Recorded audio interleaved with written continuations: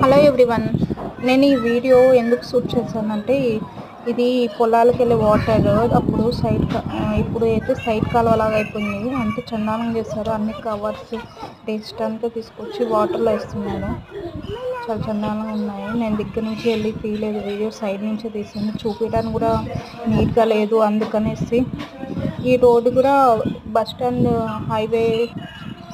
Stand road నుంచి highway మీదకి వెళ్ళింది. రోడ్డు బైపాస్ రోడ్డు ఉంటుంది కదా, అక్కడ నుంచి. ఈ వీడియో నేను ఎక్కడ షూట్ చేస్తానంటే ఖమ్మం ప్రకాశం డిస్టిక్, అక్కడ నుంచి షూట్ చేస్తున్నాను వీడియో.